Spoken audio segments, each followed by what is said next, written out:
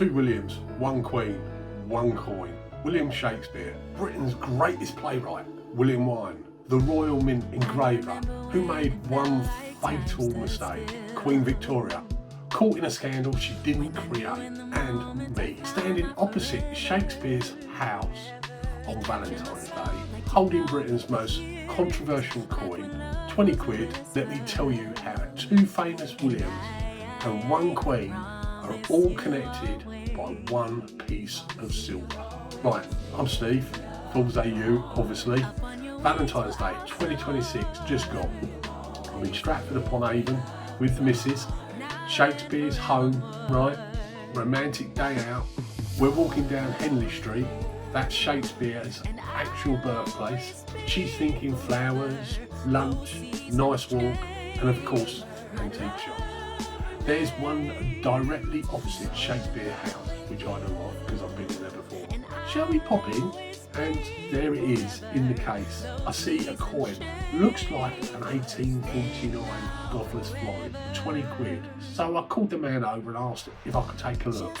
The date and the coin, half covered by the price tag. Bang, it's a Godless Florin. I know what it is, I'm not sure he did. Paid, walked out, and then it hit me. I'm standing opposite William Shakespeare's house, holding a coin designed by William Wyon from Queen Victoria to two Williams separated by 250 years. One Queen, all connected by one controversial coin. Let me explain.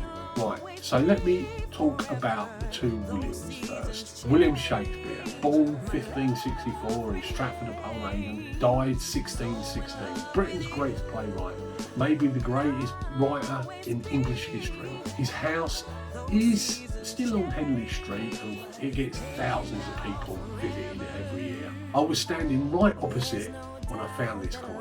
Now, Shakespeare died 230 years ago, before this coin was minted. But the connection matters, so stay with me. Born in 1795, chief engraver at the Royal Mint from 1828 until his death, one of the most respected coin designers in British history. He designed the young head portrait of Queen Victoria that you see on millions of coins around the world.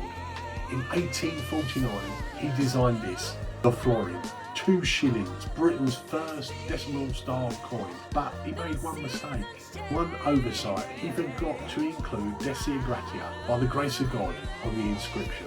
And that one mistake destroyed his reputation. And now Queen Victoria, she's on the coin, her name, her image, her reign. But she had nothing to do with the design. She didn't approve the missing inscription until the scandal broke. Yet she got blamed because it was her currency, her royal mint, her image on the godless coin.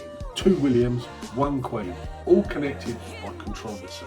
Here's what I found fascinating about these two Williams. They both created something controversial. Shakespeare's plays, controversial in its time, dealt with murder, political intrigue, religious doubt, social upheaval. Some people thought he was dangerous, subversive, questionable, but his legacy immortal. 400 years later, his plays are still performed worldwide. William Wyon also created something controversial.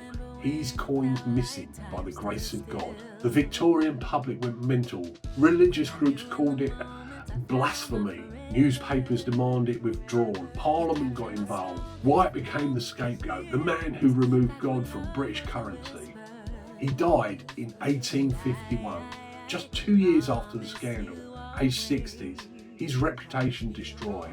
Same thing, creating controversy, totally different outcomes. Shakespeare's controversy made him famous. Wyon's controversy destroyed him. Why? Maybe timing, maybe luck, maybe genius outweighs scandal, maybe Britain was less forgiving than Elizabeth's England. But here's the thing, they both left a legacy. Shakespeare's through his plays, Wyon's through his mistake. Because what destroyed Wyon's reputation in 1841 makes his work valuable in 2026. Right, let me show you what makes the Godless Florin. This is a normal Victorian florin from the 1860s. Look at the inscription around Victoria's head. Victoria, de gracias, De gratia is by the grace of God. That's the critical bit. It's a very British coin, has been for centuries. It's not optional. It means the monarch rules by divine right. God chose them to rule. But look at this one, 1849. No de gratia, gone. William Wyon forgot it. Or maybe he thought it didn't matter for a new denomination. But this was 1849, Victorian Britain, deeply religious. Church every Sunday was mandatory for most people. The Bible in every home, God in everything. But the grace of God wasn't just words, it was the foundations of the entire system. So when the public noticed it was missing, there was absolute chaos. The Victorian public went mental. Newspapers called it the Godless Florin or the Graceless Florin. No de gratias, no grace. Religious groups petitioned Parliament. They said this was blasphemy, an insult to God. How dare the Royal Mint remove the Almighty from our money?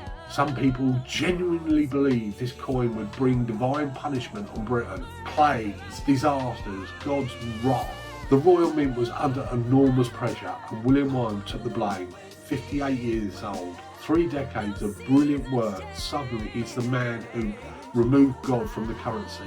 He died in 1851, never saw his reputation restored. The Royal Mint did fix it in 1851. New design, the Gothic florin with de gratias prominently displayed. Crisis over, but too late for Wyon. And Queen Victoria, she survived the scandal. She always did, 63 years on the throne, but she must have felt it. Her image on a coin that caused national outrage. So I actually found 2 of these after being looking for a while. This one, extremely fine condition. I got it for about £110. Current value, I'd say between £200 to £300. But this one, the Stratford fine, 20 quid. I'm standing opposite William Shakespeare's house, holding a coin designed by William Wyon from Queen Victoria. 2 Williams separated by 250 years, 1 queen caught in the middle. Shakespeare's in Stratford, 1564-1616. Wyon in London designing the coin in 1849. Victoria's reign over it all. And me on Valentine's Day 2026 holding the physical evidence of their connection. This is why I love coin collecting. Not just the silver, not just the investment, it's the connection, the stories, the way history links people across centuries. My missus still thinks I'm a bit mad for doing this, but I've got a coin that connects Shakespeare's legacy, Wyon's tragedy and Victoria's reign for 20 quid. Here's what gets me about this story. 2 Williams, 2 creators, 2 totally different legacies. Shakespeare's created controversy and became the immortal. Wyon created controversy and was destroyed. But both of them created something that lasted. Shakespeare's plays are performed 400 years later. Wyon's mistake is collectible 177 years later. What destroyed Wyon's reputation makes his work valuable. And Queen Victoria, she's on this coin. Her name, her image, her era. She survived the scandal and dozens of others. One of the longest reigning monarchs in British history. Shakespeare's house still stands. Victoria's coins still exist. Wyon's work is still collected. Legacy is complicated. Sometimes controversy destroys you. Sometimes it makes you immortal. But it always leaves a mark. 2 Williams, 1 Queen, 1 coin. Shakespeare, the immortal playwright. Wyon, the tragic designer. Victoria, the enduring queen. All connected by the 1849 Godless Florin. Found opposite Shakespeare's birthplace on Valentine's Day 2020. My missus still thinks I'm mad for dragging her to antique shops, charity shops. But I've got 250-year-old British history, controversy and legacy all stamped into sterling silver. If you enjoyed this, subscribe to Forbes AU. I've got more coin stories coming. Question is, whose legacy do you find more interesting?